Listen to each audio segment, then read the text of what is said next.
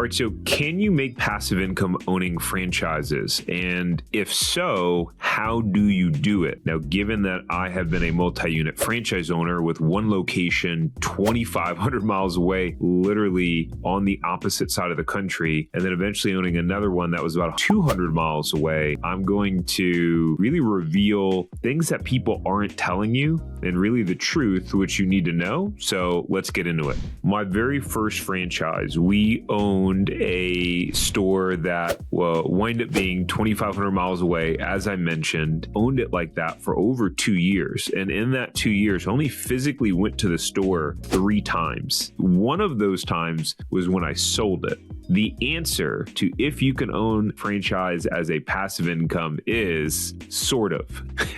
Let me explain why that is. So in franchise terminology and speak, they call it, as opposed to like passive income, they call it semi-absentee or absentee. So semi-absentee is like you're involved in the business, but like part-time, maybe 10, 15 hours a week, whatever it is. Absentee is pretty much you are not involved at all in the day-to-day of the business at all. You pretty much got someone running it and it's running on autopilot overall. That was pretty much where we got to with the California store. We got to the point where I was pretty much absentee. My store manager was running it. All I did was do a 1-hour check-in call with him weekly. Outside of that, we didn't really connect unless something was going wrong. Let's rewind for a second, because what's important is how did we get there? Because most people think, oh, let me open up a business, let me open up a franchise that can own it passive and still, whatever, work my job, all those different things. And I think, honestly, this is a little bit of a pipe dream that, unfortunately, a lot of franchisors promote. And a lot of them know that overall it's bullshit and it's just not the reality of what will happen. So I want to give you the straight talk of how I got there, because the backstory is important. And then I'll lay it all out for, hey, if eventually you want to be a passive owner or an absentee owner, what does that look like and how you do it? I've started to surround myself with more and more entrepreneurs and meet entrepreneurs that are way more successful than me. And one of the common things that I see with some of the most successful entrepreneurs that I know is that they are very actively involved in their business. Like, they enjoy working, they enjoy their business. So they're not trying to be absentee. And part of the reason why their businesses wind up running so well and being so profitable is because they are so involved. So my wife and I, we've signed our first franchise agreement in 2015. And when we signed our first franchise agreement, the shopping center that we signed a lease a few months later was a dirt lot. Like, literally, there's no irrigation in the ground. Like, it was just a plot of land. So it took the developer over 2 years to get it all built out. So we signed our franchise agreement March of 2015. We didn't start our build out until mid-August of 2017. So about 2.5 years later, that's when we started the build out. Like, finally, the building and the shopping center was built, and then we had to build out a store to make it look like a store. We then wound up opening November 2017. What happened was, between that time, that 2.5 years of signing our franchise agreement, my wife and I decided we don't want to live in California anymore, that we wanted to move back to the East Coast, to be on the coast where our family was. A lot of my wife's family is in Florida, and we wanted to go start our own family. And so we were now left with this dilemma of, we got this store that we're building out, we're about to start construction on, and we're going to move. And so I had never run a business like this before. I didn't know what the heck I was doing. All I had was a trail of failed businesses in my wake of starting, different things: landscaping business, t-shirt business, MLM businesses, ebook publishing, everything that you can imagine. And I had promised my wife we wouldn't fail. I had taken out a $300,000 home equity line of credit on our home in order to get this thing up and running. So failure wasn't an option. So I tried to sell it, but it's hard to sell a business that isn't built yet. So I wasn't able to sell it. And it was like, all right, I guess I'm going to have to make sure that I'm going to have to put us in a position to run this thing remotely. I guess it was a blessing in disguise. I'm just realizing this now. Our house took a long time to sell. It took like a year to sell because we were up in the mountains, 5 acres. It was like a kind of a very unique buy. I decided that, well, since we're going to move across the country and I'm going to have to leave my job anyways, let me just leave the job, oversee the store getting built and getting it up and running properly. So that's what I did. So this is where the caveat comes in, tying this back to making passive income. A year after that of opening the location, and I'll tell you what went into that is, yes, okay, eventually I wound up becoming a passive owner, but here's what it took. I did not need to oversee the construction because that was pretty much turnkey. We had a great general contractor who had built 50 of our same exact stores over the year, and he owned one too. So that I didn't really need to build out, but I was full-time ready to rock and roll overseeing the business as we went and got open. So I personally hired all of the staff in the beginning. I personally interviewed all of them. I personally reviewed all of the resumes. In that first couple weeks, the first week of being in the store, I was in there from open to close. So we were opening at 7 a.m., closing at, I think, 8 p.m. And so I was there at, 6 a.m., leaving at 9 p.m., 13, 15-hour days. That was the first week, right? Like I was there all the time. And here's the thing, for folks that are experienced operators, like I didn't need to do that. That was the interesting part. I didn't need to do that, but I had never run a business like this before. I had never hired a manager. I'd never been in the food business. So I really didn't know exactly what I was doing, but this helped me to learn the business. So then when I'm managing it from across the country later on, I know how things are supposed to go. Eventually, some of the shift leaders that I hired promoted one to manager, promoted one assistant manager. I would say within about a month or so, I'd go play golf during the day. Like I wasn't there every hour, but I was very actively involved in the store. I was going to the store every day. Sometimes I would just sit in the back of the store and work just so my presence could be there. I was on the staff in the operations, like white, as my mom would say, like white on rice. And so I was very OCD in type A about how I wanted the store run, how I wanted things handled. And so what happened was we were top 10 in the franchise system in mystery shops. We were top 10 in audits by the franchisor. I believe there were only 4 stores in the whole system out of about 90 stores at the time that ranked in the top 10 for both of those categories. So operationally, we were in the top 5% of all run stores. Now, we weren't in the top yet in sales because you had stores that have been open 10 years, right? And we were open just, 6 months. But even that, just 6 months later, because of some of the things we had done in that store, the franchisor, and just because of how engaged I was, they asked me to be on the top franchisee panel at our annual conference, which is crazy. I hadn't owned the store more than 6 months, so that was pretty cool. And so about 8-9 months later, we moved to Florida.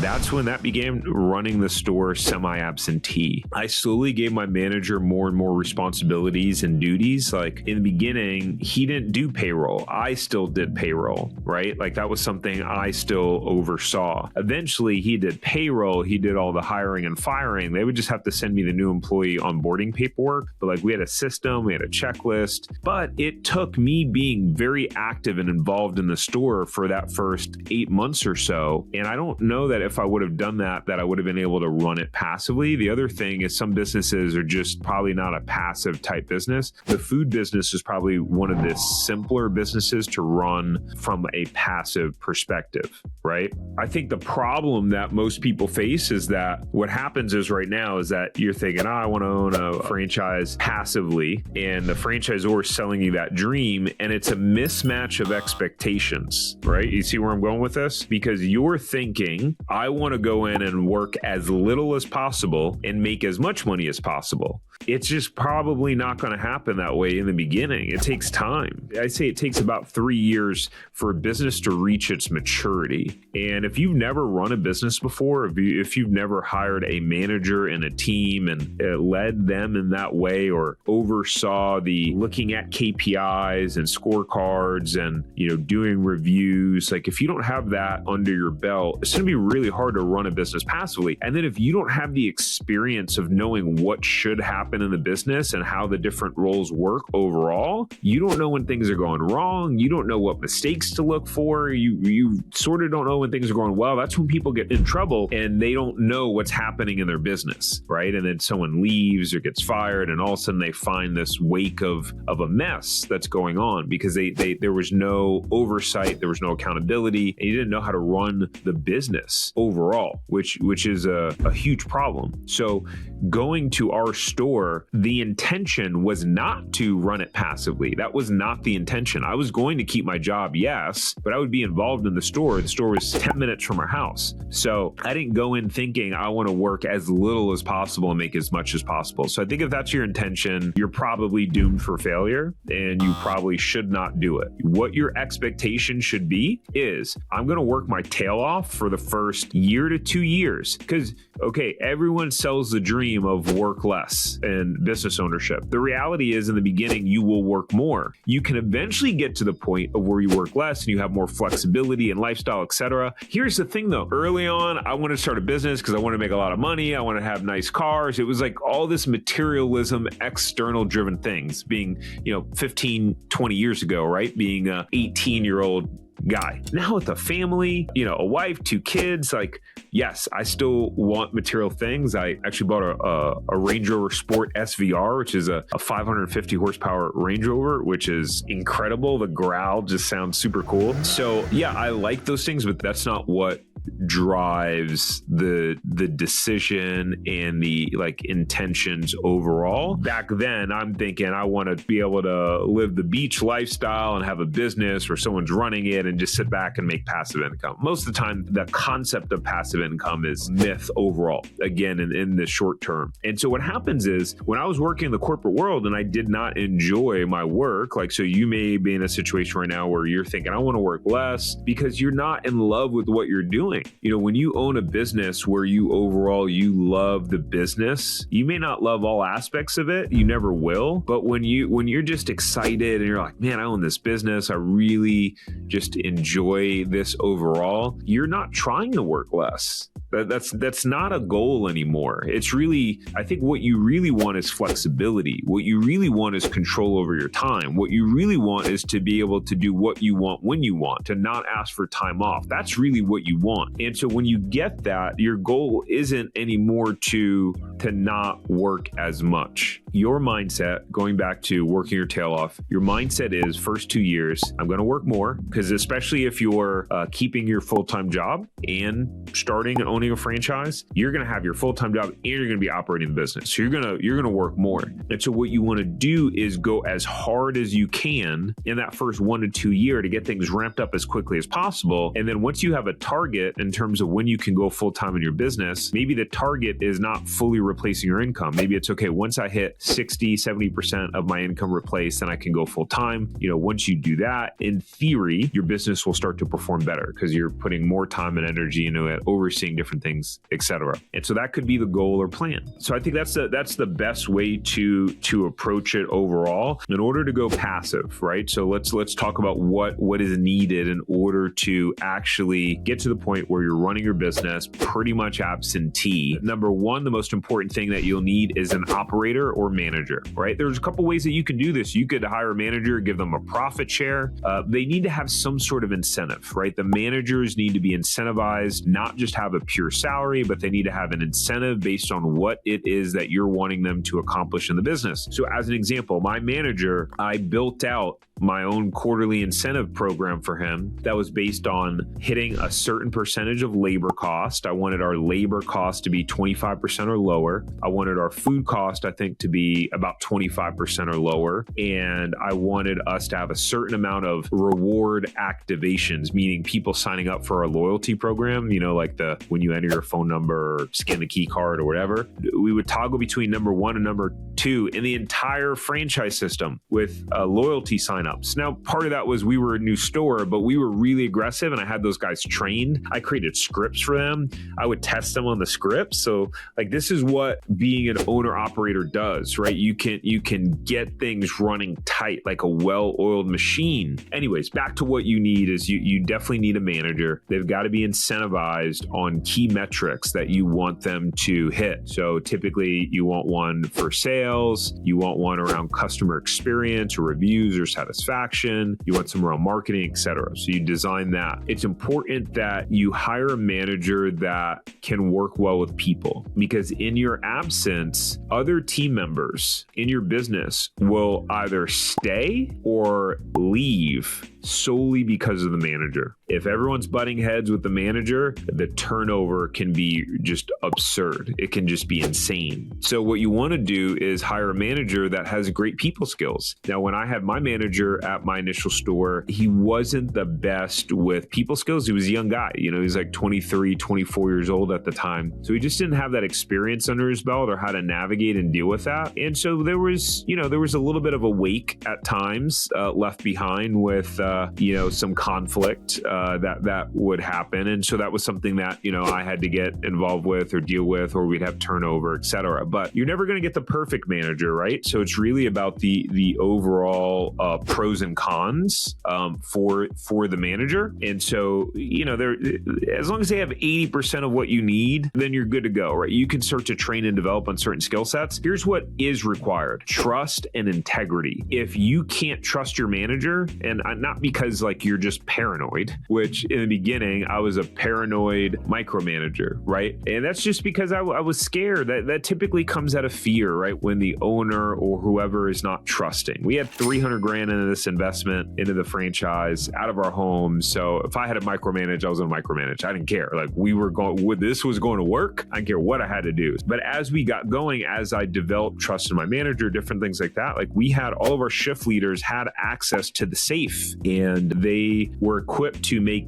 bank deposits and cash drops, right? So we got the night drop bags that are these secure plastic bags. They would go deposited at the bank, but we had checks and balances in place to review those things. They would have to do a cash log of all of our petty cash, and we had the point of sale reports that would say how much cash we received in the day. I would input that manually into a report. That was one of the things that I would do. So I'd be able to see on a day-to-day basis, like, hey, we took in X number of cash, but this is how much that got deposited. What happened here? We didn't have any issues there. Not at that store. Yeah, that was a fun thing overall. But anyway, so you have to trust your manager. That's super important. And then you as an owner, what you need to do is learn how to delegate. Most of us haven't run a business before. And even if you've been in the corporate world, managing a team is different when it's your own business and you've got hundreds of thousands of dollars in loans at risk. Learning how to properly and effectively delegate and go, okay, what is my role? What's the role of my manager? And